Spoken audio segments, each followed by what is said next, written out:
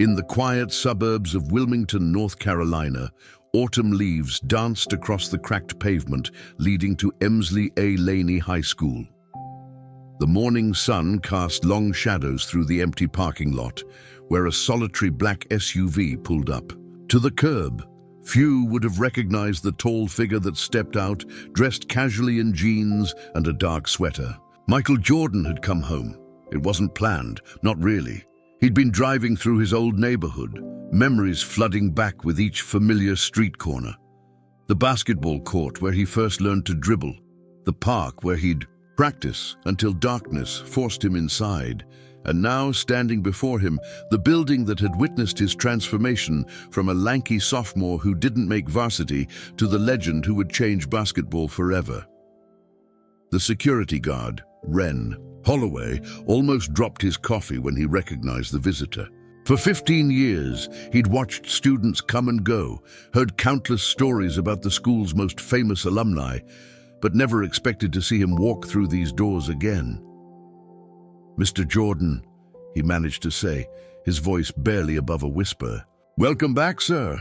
Michael smiled, that familiar smile, the one that had graced countless advertisements and championship celebrations. But there was something different in his eyes today, a softness, a vulnerability that few ever got to see. "Just wanted to take a look around," he said, his voice carrying the weight of decades of memories. "If that's all right."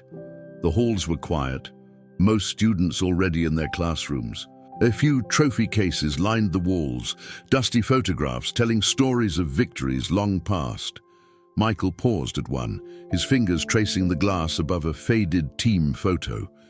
There he was, younger, hungrier, with no idea of the journey ahead. But it wasn't the trophies or the photographs that stopped him in his tracks. It was the sound, or rather the lack of it. Standing outside the gymnasium doors, where the squeak of sneakers and the bounce of basketballs should have echoed, there was only silence. The gym doors creaked open, and Michael's heart sank. The once pristine hardwood floor was warped and water-stained. Patches of the ceiling had fallen away, leaving gaping wounds that let in streams of morning light. The bleachers, where he'd once watched his teammates play while dreaming of his chance to prove himself, sagged like tired soldiers. Elias Kane, the school's maintenance supervisor, had been working here for 3 decades. He stood in the corner, embarrassment etched on his weathered face. "We've been trying to get funding for repairs," he explained, his voice heavy with resignation. "But you know how it is. Budget cuts, other priorities. We had to close it down last month. Can't risk. The kids getting hurt." Michael walked to center court, or what was left of it. The paint had faded so much you could barely make out the school's mascot. He remembered this spot, right here, where he'd stood during his first varsity practice, determined to prove his worth. Where he'd celebrated victories and learned from defeats, where he'd found his purpose. A basketball lay abandoned in the corner, covered in dust. Michael picked it up, muscle memory taking over as he spun it in his hands. The familiar texture, even through years of wear, brought back a flood of emotions he wasn't prepared for. The bell rang, startling them all. Through the gym's broken windows, they could hear the sounds of students changing classes, young voices full of dreams and possibilities, just like he had been. But these kids didn't have what he had, a proper place to chase those dreams. "Mr. Kane," Michael said, his voice taking on the same intensity that had driven him through 6 championships. "Who do I need to talk to about fixing this?" Elias blinked, caught off guard by the directness of the question. "Well, the school board, I suppose, and the district supervisor. But sir, we're talking about hundreds of thousands of dollars. The structural damage alone..." Michael was already pulling out his phone. "Get me their numbers, all of them." Word spread through the school like wildfire. Michael Jordan was here, in their gym, the same gym that had been deemed too dangerous to use. Students pressed their faces against the clouded windows, trying to catch a glimpse of the legend. But they saw something else too. They saw him walking the perimeter with Kane, taking notes, making calls. Roman Vale, the student body president, had been fighting for months to get attention for the gym's condition. He'd written letters, started petitions, even tried to organize fundraisers, but watching Michael Jordan stand in that gym, seeing the determination in his stance, Roman felt something he hadn't felt in a long time: hope. "Sir," Roman called out, his voice echoing in the empty space, "we've been trying to save it. The gym, I mean. It's not just about basketball, it's where we have our assemblies, our dances, our community meetings. It's the heart of our school." Michael turned, studying the young man before him. He saw something familiar in Roman's eyes. That same fire, that same refusal to accept defeat. "Tell me more," he said. For the next hour, Roman shared their story. How the basketball team had to practice at the community center 3 miles away. How they couldn't host home games anymore. How the spirit of the school had dimmed without their gathering place. Other students joined in, drawn by the presence of their hero, but staying to share their own hopes for the future of their school. Quincy Fletcher, a sophomore who reminded Michael so much of himself at that age, spoke about practicing in his driveway because there was nowhere else to go. "I made junior varsity this year," he said proudly, "but it doesn't feel the same, playing all our games away." Michael looked around the gym one more time, seeing not just what it was, but what it had been, what it could be again. He remembered the coaches who had believed in him, the teammates who had pushed him, the community that had supported him. This wasn't just about basketball. It was about giving these kids the same chance he had. "Mr. Kane," he said, his decision made, "I want you to get me 3 things: the best contractors in the state, a detailed assessment of everything that needs to be fixed, and a timeline for how quickly we can make it happen." The maintenance supervisor stared at him, understanding slowly, dawning on his face. "Sir, are you saying—" "I'm saying this gym gave me my start. It's time I returned the favor." News cameras arrived within hours, but Michael was already gone.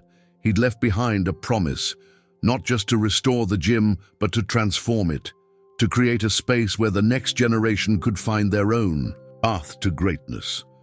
As the day ended and the last students filed out, Roman Vale stood in the gym doorway, looking at the space with new eyes. The broken floor and fallen ceiling were still there, but now he saw something else: possibility, change, hope.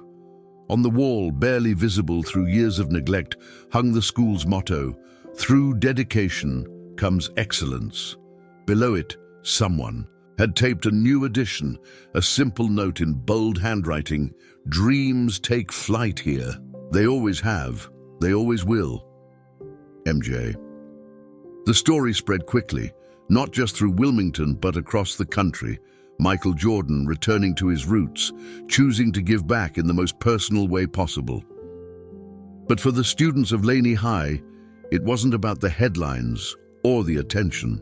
It was about knowing that someone who had stood where they stood, who had dreamed where they dreamed, hadn't forgotten where it all began.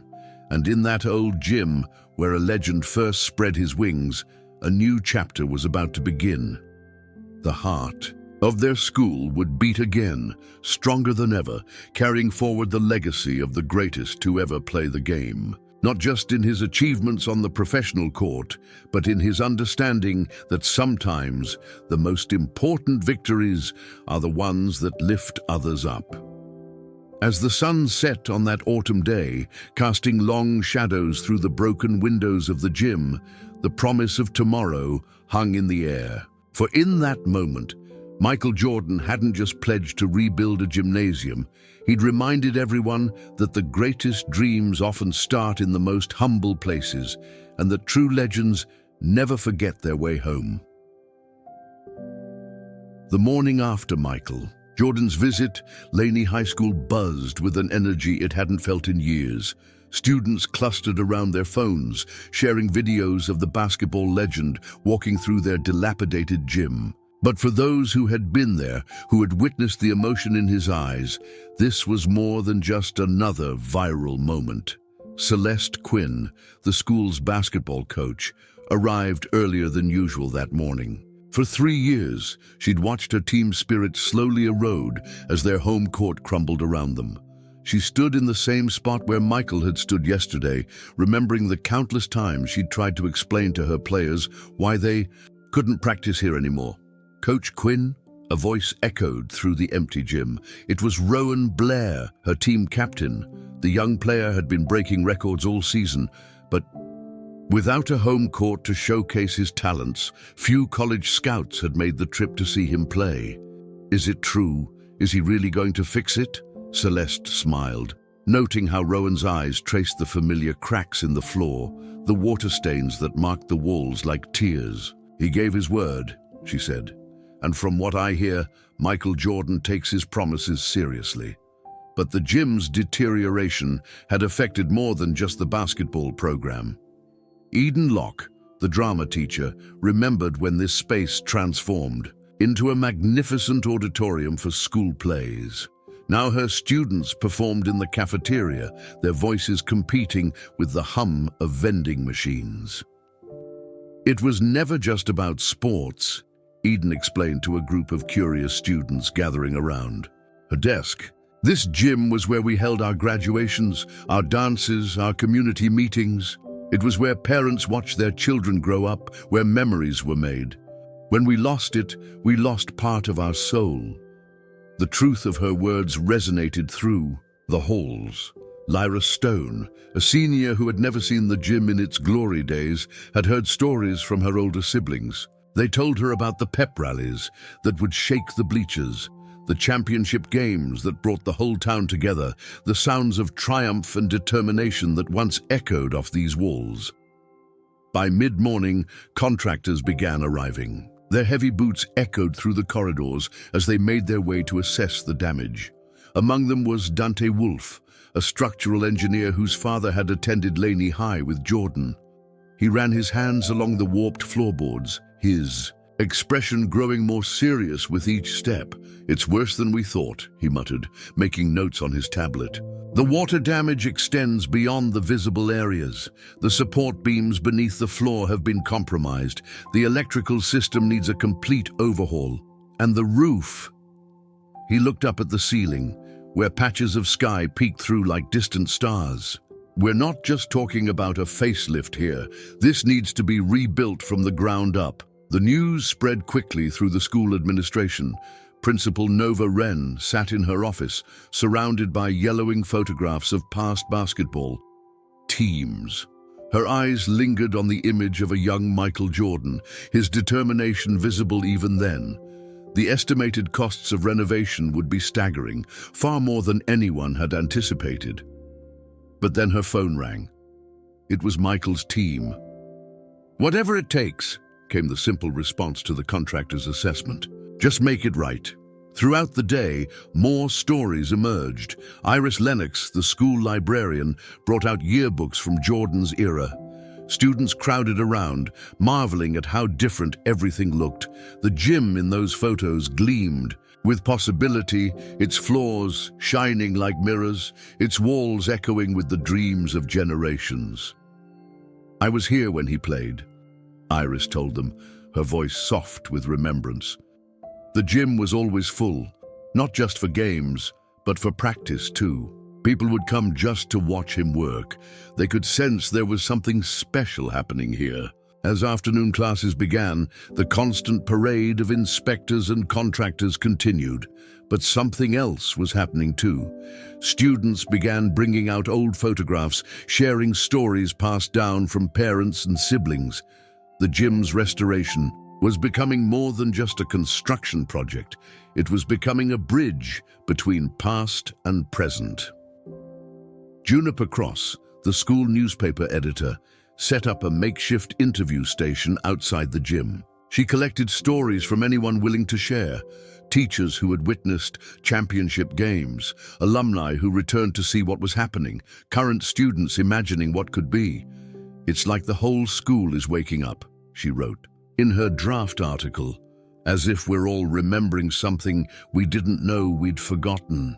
By the end of the school day, preliminary plans were already being drawn up. The contractors had worked with unprecedented speed, motivated by both the project's significance and Jordan's insistence on immediate action. But they had also noticed something unexpected. The students hadn't left. Dozens of them lingered in the hallways, offering to help move equipment, sharing what they knew about the building's history, imagining what could be. Among them was Phoenix Cruz, a freshman who had never played basketball but understood the magnitude of what was happening. "My grandfather used to tell me about this place," he said, helping to carry out debris. "He said it wasn't just a gym. It was where our community came together, where everyone felt like they belonged." As the sun began to set, casting long shadows through the broken windows, Principal Wren made an announcement over the intercom. Tomorrow would mark the beginning of the renovation process. Classes near the gym would be temporarily relocated. The sound of construction would become their new normal. But no one complained. Instead, there was an atmosphere of anticipation, of witnessing history in the making. The students who had gathered outside the gym didn't want to leave, as if afraid this miracle might disappear with the setting sun. Elodie Carr, the art teacher, had an idea. She brought out large sheets of paper and markers, encouraging students to draw their hopes for the new gym. The walls outside the construction zone soon filled with color, dreams taking shape in vibrant hues. "This isn't just about restoring a building," she explained, watching her students work. "It's about restoring faith, showing these kids that their dreams matter, that their space matters, that they matter." As night fell, the last of the contractors packed up their equipment. Tomorrow would bring the real work, the thundering of demolition, the careful preservation of what could be saved, the beginning of something new. But tonight, in the quiet of the empty gym, the ghosts of past glories seemed to stir. The echo of long-ago cheers, the squeak of basketball shoes on pristine floors, the beating heart of a school that had never truly stopped believing. Principal Wren walked the dark hallways one last time before leaving. She paused at the gym doors, remembering Jordan's words from the day before, "Dreams take flight here." Tomorrow, those words would begin their transformation from promise to reality. Outside, the autumn wind rustled through the trees, carrying with it the whispers of change. The old gym stood silent, waiting for its rebirth, while somewhere in the darkness, a new generation of dreamers prepared to soar. In homes across Wilmington, students lay awake, imagining what their school would become. They shared messages and photos, their excitement building with each passing hour. Tomorrow wouldn't just mark the start of construction, it would mark the beginning of their legacy, their chance to be part of something bigger than themselves. And, in a quiet office miles away, Michael Jordan looked at the preliminary plans one more time. He remembered every crack in that floor, every water stain on those walls. But more than that, he remembered the feeling of possibility that had once filled that space. Tomorrow, that feeling would return, stronger than ever. The story of Laney High's gym was far from over. In fact, it was just beginning. The sound of heavy machinery filled the morning air as dawn broke over Laney High. Construction crews had arrived before sunrise, their equipment casting long shadows across the frost-covered parking lot. But they weren't alone. A crowd had already gathered, students, teachers, and community members, all drawn by the historic moment about to unfold. Asher Doyle, the project's lead architect, stood before a set of blueprints spread across the hood of his truck.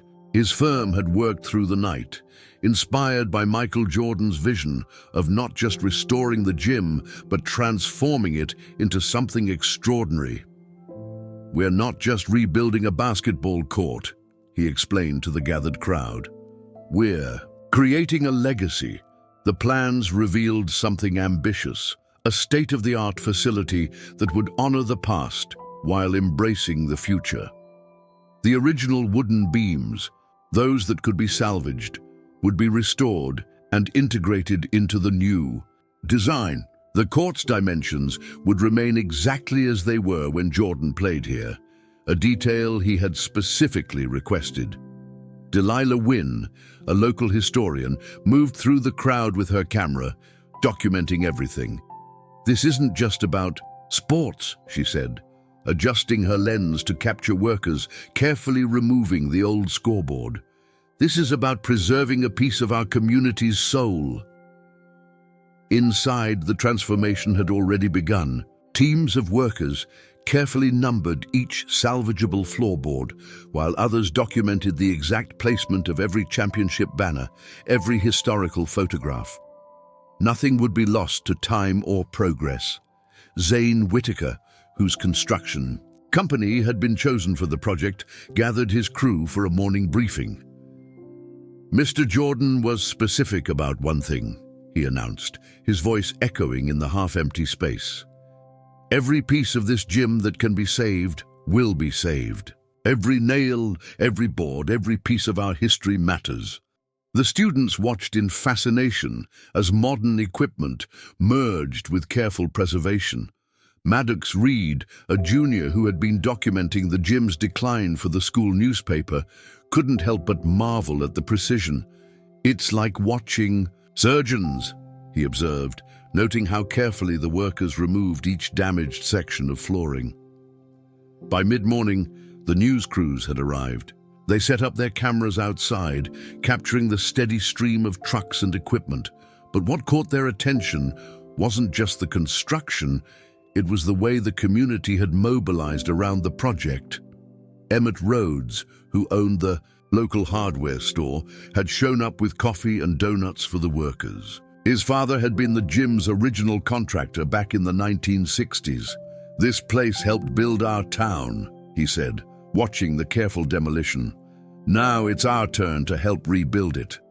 The school's current basketball team arrived during their lunch break, led by their captain, Everett Stone.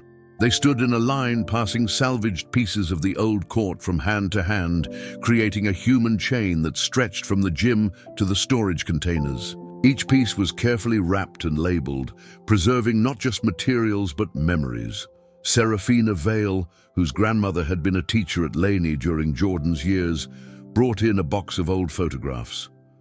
"Look," she said, pointing to a faded image of the gym's opening day. "See how the sunlight came through those high windows? Mr. Doyle promised they're going to recreate that exact same effect." The architects had indeed paid attention to every detail. The new design would incorporate elements from the original building while adding modern amenities. The famous "Dreams Take Flight" quote would be inlaid in the new floor, a permanent reminder of the day Jordan returned home. As afternoon approached, something unexpected happened. Former students began showing up, drawn by social media updates about the renovation. Among them was Kieran Hart, class of '85, who had played alongside Jordan. "This court," he said, kneeling to touch the worn wood one last time. "It wasn't just about basketball. It was where we learned about dedication, about pushing ourselves beyond what we thought possible. Michael understood that better than anyone."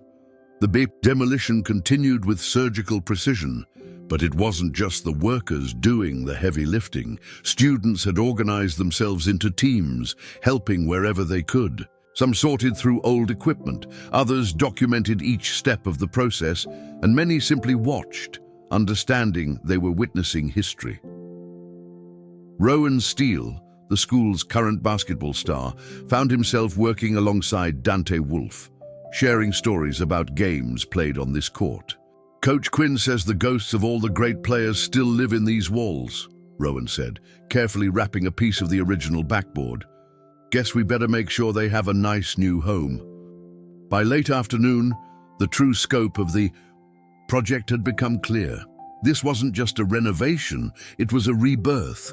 The plans called for not just a new court, but expanded seating, modern training facilities, and a museum-like space dedicated to the school's rich athletic history, Aurora. James, the school's art teacher, had been commissioned to design a mural that would span one of the new walls. Her sketch showed a timeline of the school's history, with the silhouette of a young Michael Jordan at its center, surrounded by the dreams of past and future students. "The mural will be interactive," she explained, showing her designs to the gathering crowd. "Current students will be able to add their own achievements, their own dreams. It's about connecting generations." As the sun began to set on that first day of construction, something remarkable happened. The workers, preparing to end their shift, found themselves surrounded by volunteers offering to stay and help. Parents, students, teachers, all wanting to be part of this historic transformation. Freya Bell, whose mother had been the school nurse during Jordan's time, organized a group to sort through decades of memorabilia that had been stored in the gym's old equipment room.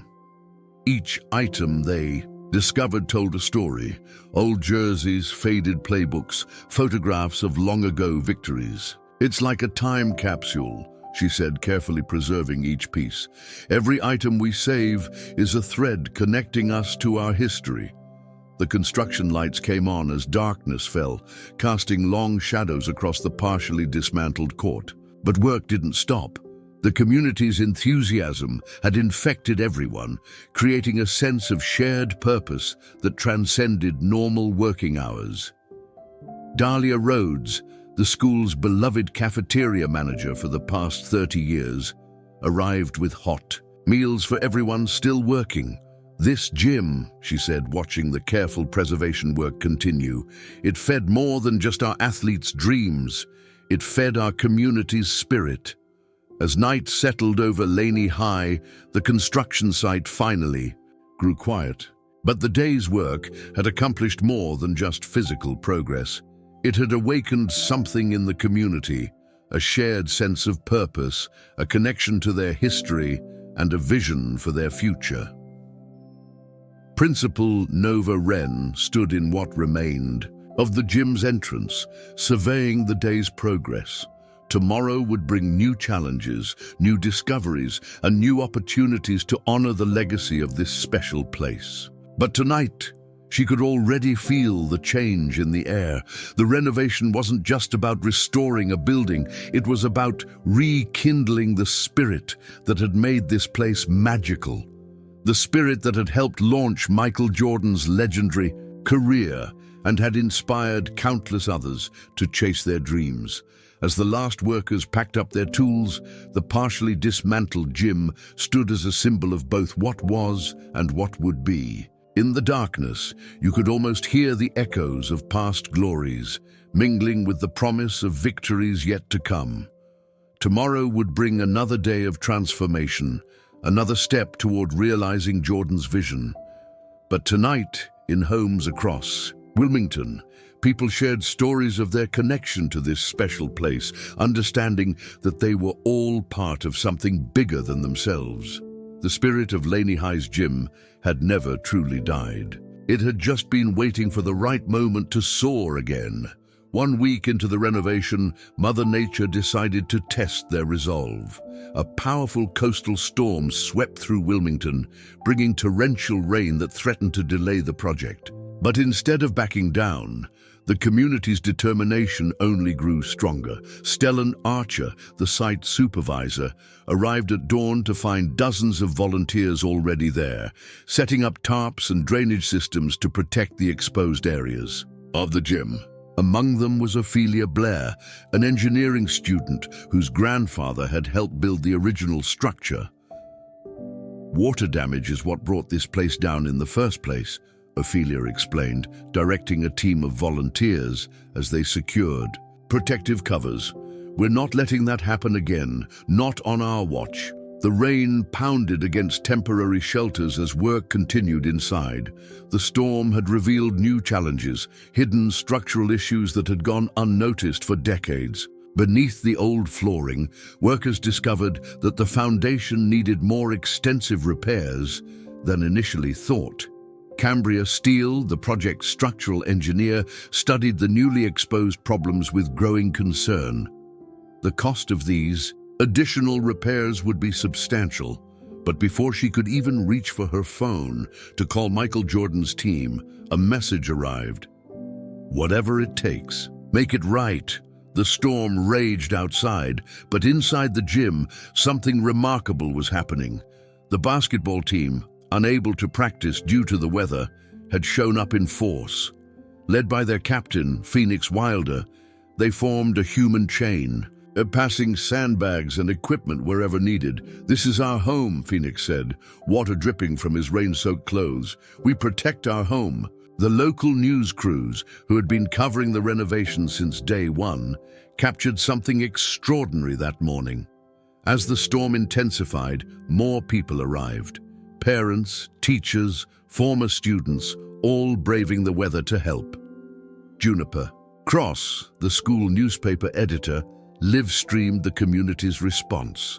Her video caught the attention of national media outlets, who were amazed by the sight of hundreds of people working together in the rain, protecting their precious gymnasium. By midday, the storm had forced most construction to move indoors, but this setback became an opportunity. Ilara Frost, the school's history teacher, organized impromptu sessions in the cafeteria, where older community members shared stories about the gym's glory days. "I was here the night Michael scored 42 points against New Hanover," recalled Vigo. "Radcliffe, class of 81. The energy in that gym, you could feel it in your bones. That's what we're fighting to bring back." The stories flowed like the rain outside, each one adding another layer to the gym's rich history. Students recorded these testimonies, creating an oral history project that would eventually become part of the new facility's heritage wall. Meanwhile, in a corner of the cafeteria, Sarai Foster, the school's technology teacher, worked with a team of students to create a virtual reality model of the gym. Using old photographs and architectural plans, they were building a digital timeline that would show the building's evolution from its original construction to its future form. "We're not just preserving physical space," Sarai explained, adjusting the 3D model on her laptop. "We're preserving memories, moments, the very essence of what this place means to our community." The storm's intensity peaked around mid-afternoon, just as the construction team made another discovery. Behind a section of old wall paneling, they found a time capsule from 1972, the year the gym was first renovated. Ileana Carver, the current principal's mother and a former Laney student, was called in to help document the capsule's contents. With trembling hands, she carefully removed each item: photographs, letters, newspaper clippings, and a basketball signed by the 1972 team. "Look at this," she said, unfolding a yellowed piece of paper. It was a letter written by the then principal, predicting that the gym would become a launching pad for future greatness. Somehow they knew what this place would mean. As word of the time capsule spread, more people arrived despite the worsening weather. The cafeteria became an impromptu museum as items from the capsule were carefully displayed. Current students marveled at the connections to their past, seeing their own dreams reflected in the hopes of those who came before. Kaya Mercer, a sophomore point guard, held the old basketball with reverence. "It's like holding a piece of history," she said, "and now we're part of that history too. We're writing the next chapter." The storm's challenge had transformed into an unexpected gift, bringing the community together in ways the regular construction never could. People who might never have met were now working side by side, sharing stories, forming connections. Uma Jennings, who owned the local diner, arrived with hot food for everyone, setting up an impromptu kitchen in the school lobby. "My parents met at a basketball game in this gym," she said, serving soup to rain-soaked volunteers. "This place, it's woven into the fabric of our lives." As afternoon turned to evening, the storm began to ease, but the work continued. The protection systems had held thanks to the community's quick response. The gym had weathered another challenge, just as it had so many times before. Eve Archer, The project's lead architect gathered his team to assess any damage and adjust their plans. But what he found instead was inspiration. The storm had revealed not just structural challenges, but also the incredible strength of community bonds. "We need to incorporate this spirit into the design," he announced, sketching rapidly on his tablet. "More communal spaces, areas where people can gather and share stories, places where history and future meet." The new plans began to take shape. A heritage corner where the time capsule's contents would be displayed, interactive screens showing the gym's history, and a special wall dedicated to the community members who came together during the storm. As night fell, the rain finally stopped. The temporary lights cast a warm glow over the construction site, where small groups still worked, ensuring everything was secure for the night. Among them was Griffin Truitt, the school's elderly groundskeeper, who had watched over this place for 4 decades. "You know what Michael Jordan really gave us?" Griffin asked, his eyes twinkling. "Not just money for renovation. He gave us a reason to remember who we are, what we mean to each other." The day's events had changed something fundamental about the project. It was no longer just about restoring a building. It was about strengthening the bonds that held their community together. Principal Nova Wren made an announcement over the school's social media. Classes would start 2 hours late tomorrow, allowing everyone to rest after their heroic efforts. The responses flooded in immediately, students and parents offering to come early anyway, to help clean up, to continue the work. In his hotel room miles away, Michael Jordan watched the news coverage of the day's events. The sight of hundreds of people working together in the rain, protecting the gym where his own dreams had taken flight, brought a smile to his face. This was exactly what he had hoped for. Not just a renovation, but a revival of community spirit. The storm had tested their resolve, but like the champion whose legacy they were protecting, they had risen to the challenge. Tomorrow would bring new tasks, new discoveries, new opportunities to build something remarkable. As the last volunteers left for the night, the protected gym stood silent but strong. The rain had not defeated them. Instead, it had revealed the true foundation of this project, not concrete and steel, but the unshakable spirit of a community united by shared dreams and common purpose. In homes across Wilmington, people went to sleep that night knowing they had been part of something special. They had protected more than just a building. They had strengthened the bonds that would ensure its legacy lived on for generations to come. 3 months into the renovation, the transformation was nothing short of miraculous. The autumn chill had given way to winter's bite, but inside the gymnasium, warmth radiated from more than just the new heating system. With completion just days away, anticipation filled the air like electricity before a championship game. Killian Dunbar, the master craftsman overseeing the final details, stood at center court, his trained eyes scanning the gleaming hardwood floor. The wood, a perfect blend of salvage pieces from the original court and new materials, told a story in its grain. Dark strips from the old floor intertwined with lighter new boards, creating a subtle pattern that resembled wings spreading across the court. Mr. Jordan was specific about this, Killian explained to a group of admiring students. He wanted people to see the history and future coming together with every step they take on this court. The morning sun streamed through the new windows, designed to recreate the exact angle of light that had illuminated Michael's practice sessions decades ago. Jessamine Winslow, the school's physics teacher, had worked with the architects to calculate the precise measurements, ensuring that the legendary golden hour would be preserved. "It's not just about aesthetics," she explained, watching the sunbeams dance across the polished surface. "It's about maintaining the spirit of the place. Every detail matters, and details there were plenty. The new scoreboards, state-of-the-art LED displays, had been programmed to occasionally flash the scores of historic games. The championship banners, carefully restored and rehung, now had companions, empty spaces waiting for future victories to fill them. Joaquin Harlow, captain of the current basketball team, walked the perimeter of the court, his fingers trailing along the new baseline.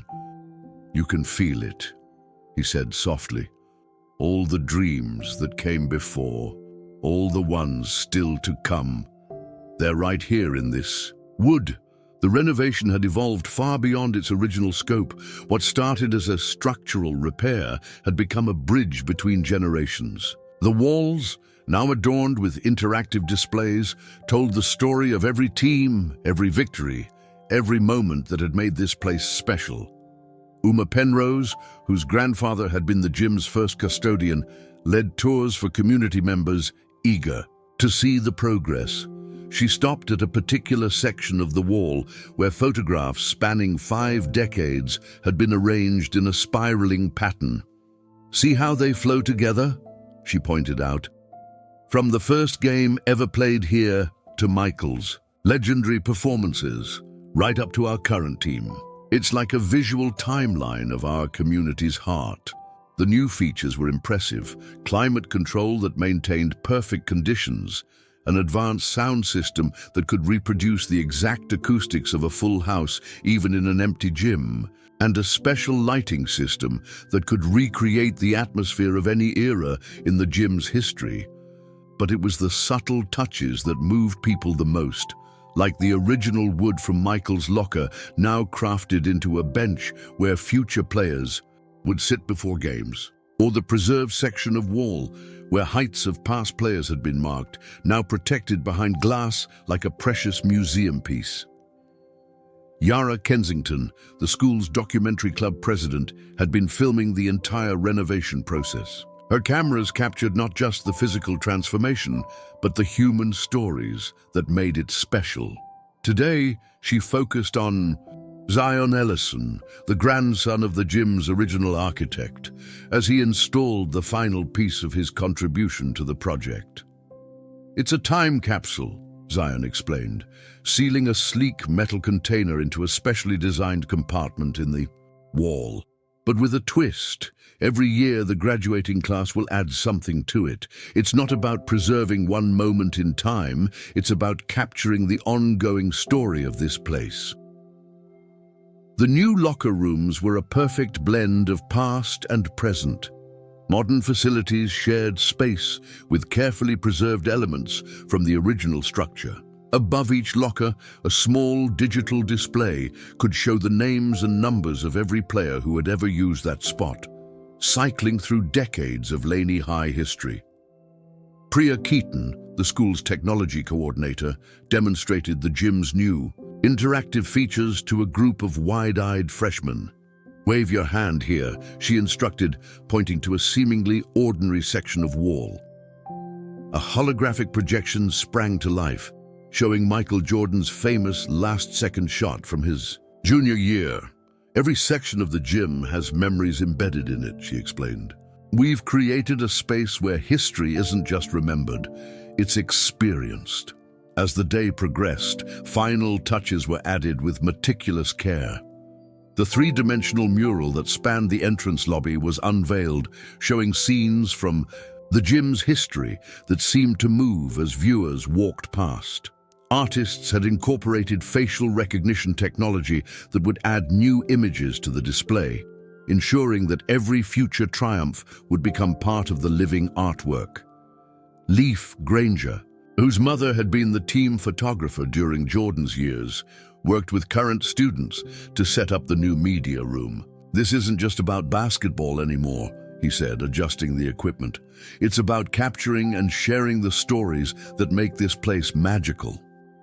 The afternoon brought a special moment as the construction team prepared to install the final piece, a new set of entrance doors made from a combination of glass and preserved wood from the original structure. Etched in the glass was the school's motto, along with Jordan's words from that autumn day, "Dreams take flight here." Noah Montgomery, a freshman who had never seen the gym in its original glory, stood watching the installation with tears in her eyes. "My mom used to tell me stories about this place," she said, "but I never really understood until now. It's not just a building, it's like a living thing."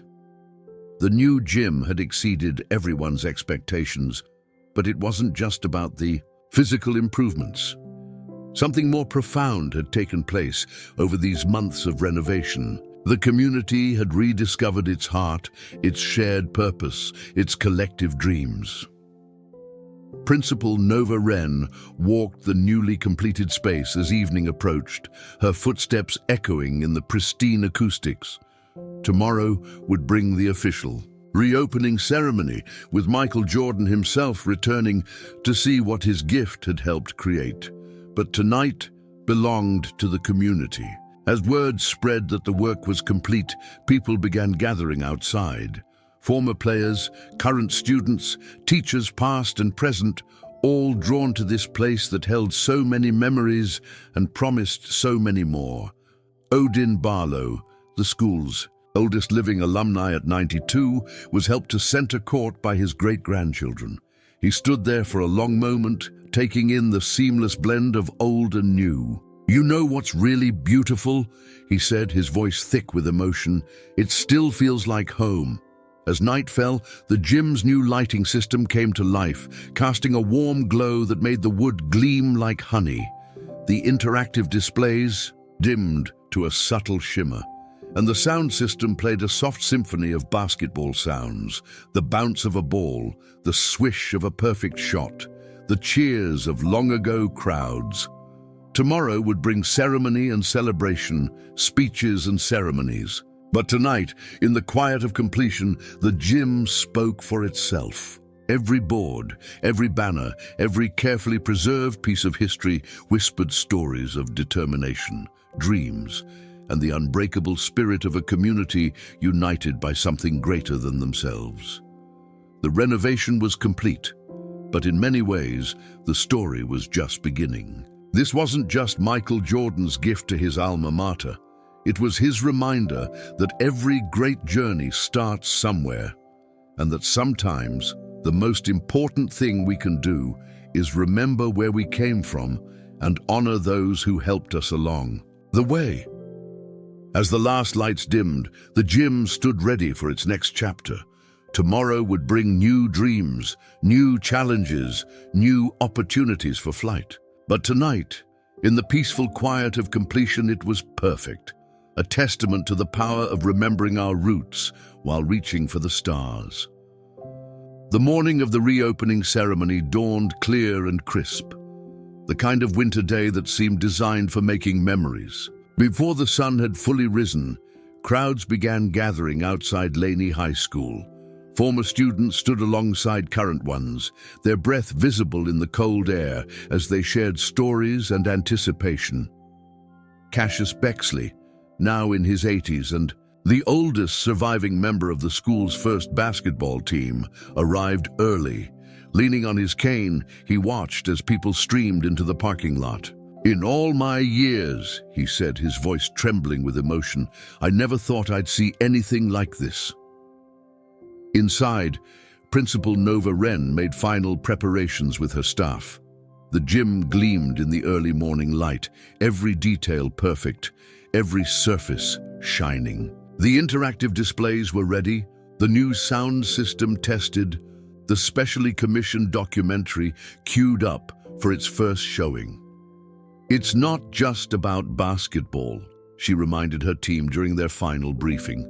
"Today, we're celebrating something bigger, the power of remembering where you came from and giving back to those who follow." At precisely 9 a.m., a familiar black SUV pulled into the parking lot. Michael Jordan stepped out, dressed casually but radiating the same commanding presence that had made him a legend. This time, though, there was something different in his demeanor. A softness, a vulnerability that spoke of coming home. Mira Grayson, the student body president, greeted him at the entrance. "Mr. Jordan," she said, her voice steady despite her nerves, "welcome back to your gym." Michael smiled, correcting her gently. "Our gym," he said. "It's always been our gym."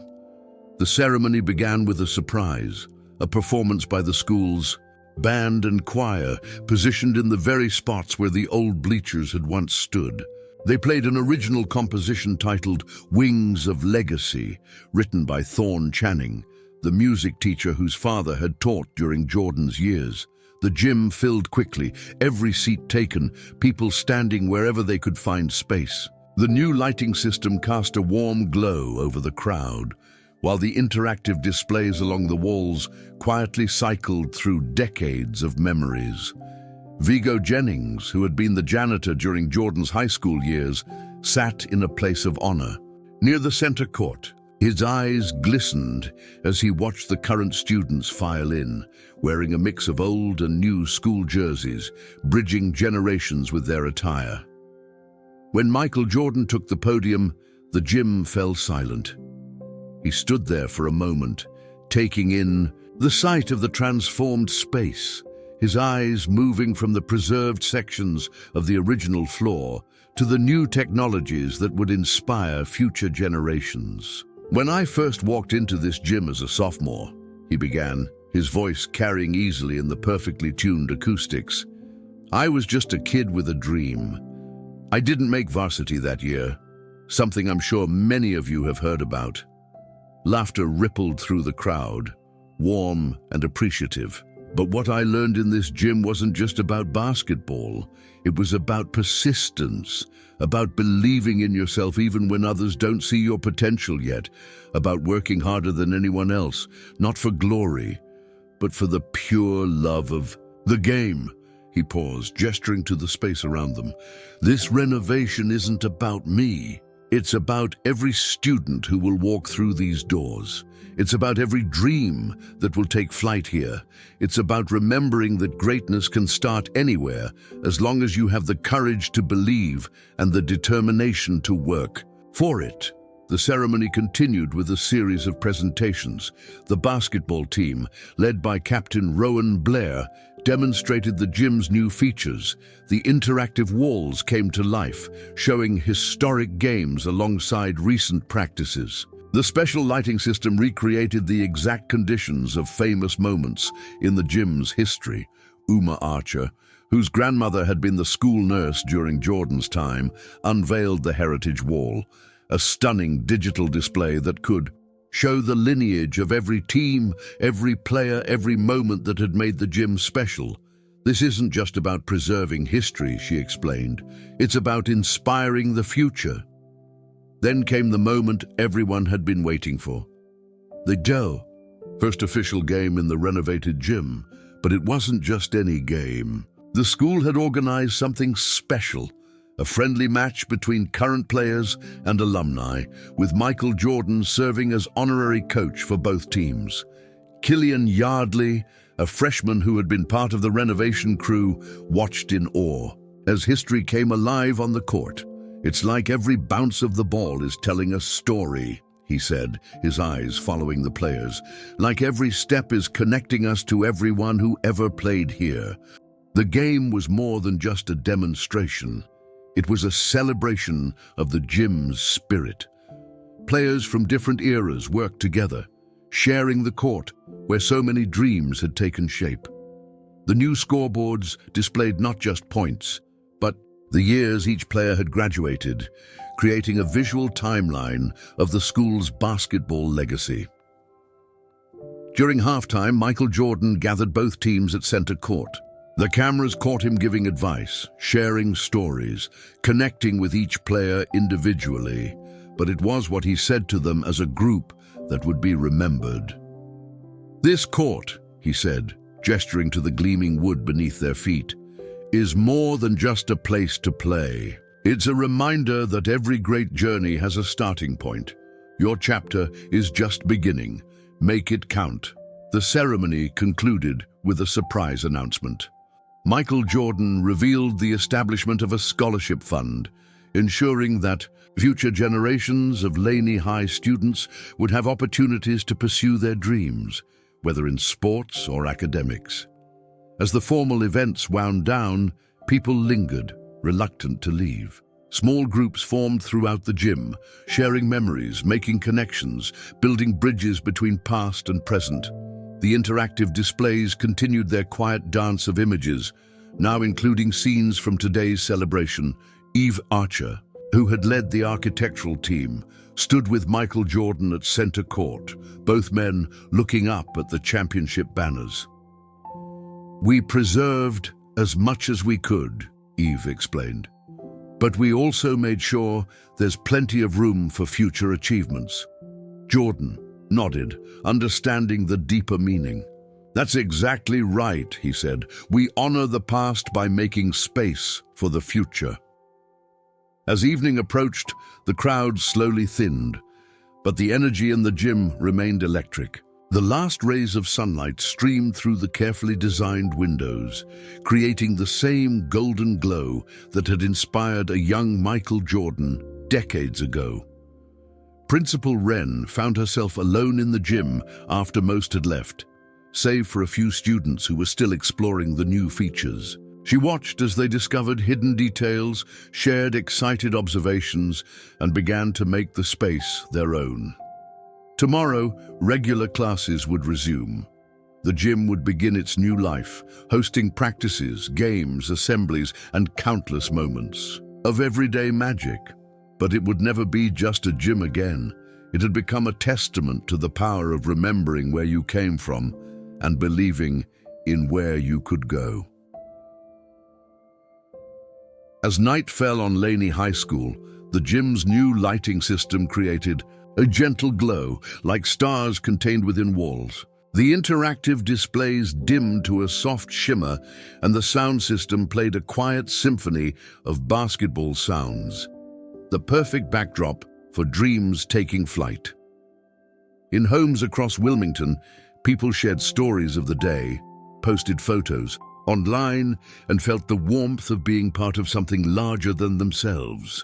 They had witnessed more than just the reopening of a gymnasium.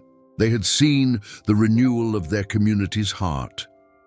And somewhere in the quiet of that winter night, a young student might have stood alone in that gleaming new gym, basketball in hand, dreams in heart, ready to write the next chapter in the ongoing story of a place where magic still happened, where legends were born, and where dreams always and forever took flight.